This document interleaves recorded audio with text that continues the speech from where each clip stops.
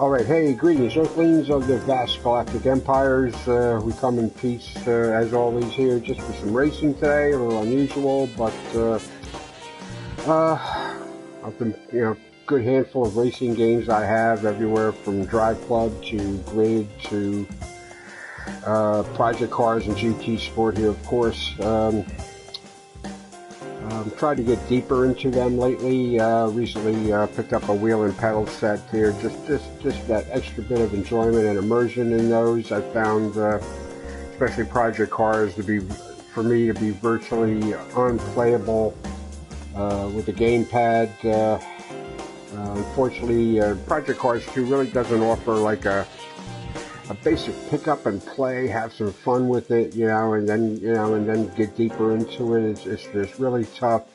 None of the cars you get into are really just tuned to get in and drive. Virtually every one of them needs some kind of adjustments to something, and believe me, all the adjustments are there, from tires to tire pressure to spring rates and roll bar, or what do you call them, traction, and all of that stuff, ECM, your brake pressures and stuff like that. It's really hard, and unless you really get deep into that and know what you're doing. It's tough to change one thing that you think will help and then not really be aware of what other effect it might have elsewhere in the car. And unless you're really into it, and maybe watch some guys that really know what they're doing on YouTube, occasionally one of them will post up a video showing settings like for a specific car where you can set it, make it drivable for yourself, and at least have a baseline to go out. But anyway, that's Project Cars 2, and it's neither here nor there here. But GT Sport now, I've had this a while.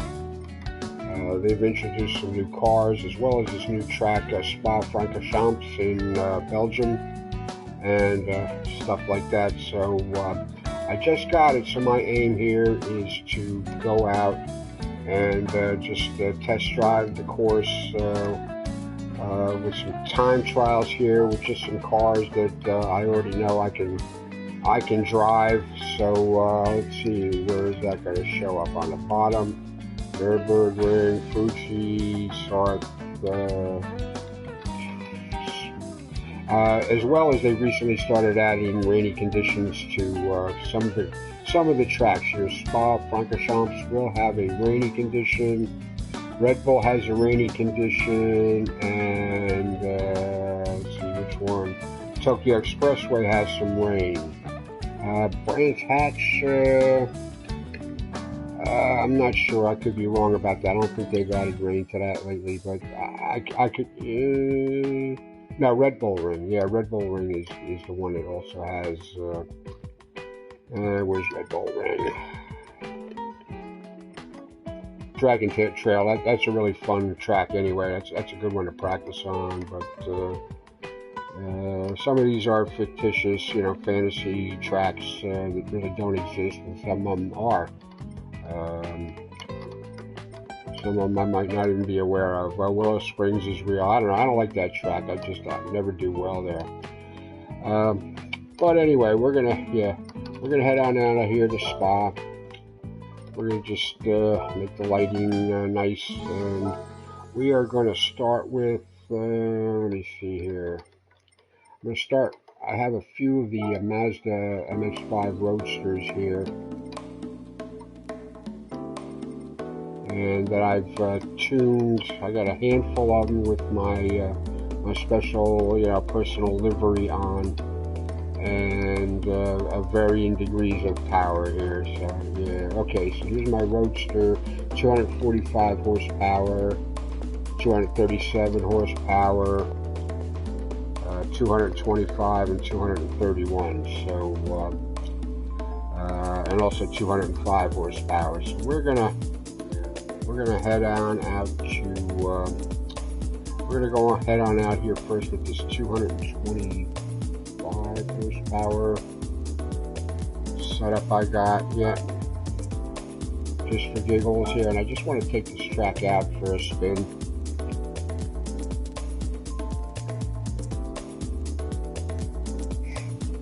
So we'll go a few times around that, then I'll switch up to one of the more powerful ones here and see how I do before we get too crazy. As far as playing, doing this even with the wheel and stuff, I've only had that about a month, but yeah, I would have to honestly say I'm a noob. Calling myself a novice is pretty much a kindness. Alright, so I'm just going to make sure here, there's a few different things you can set up for yourself. I got Sports Soft. I'm going to go to Racing Softs. And Racing Softs.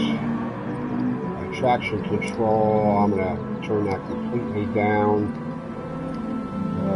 I'm going to use the driving and cone markers, which is always handy if you're learning a new track. Stability is on a little bit. Okay. ABS is weak. This is where you set your force feedback here, these two here. I've kind of settled on this 3 max torque on the wheel and 2 for the sensitivity. It seems to be working for me. The car setting itself. I've upgraded the car as far as I can do that.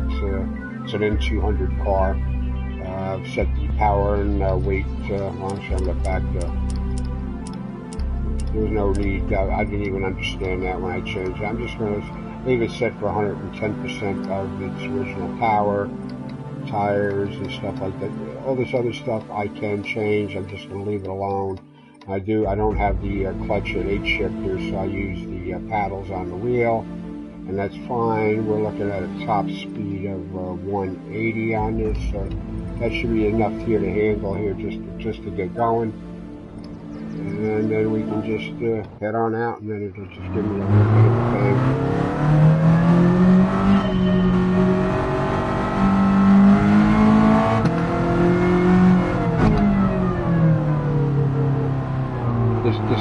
This final chicane here before you come up onto the back stretch will always give me problems. This is as complicated as some of the ones on like Monza.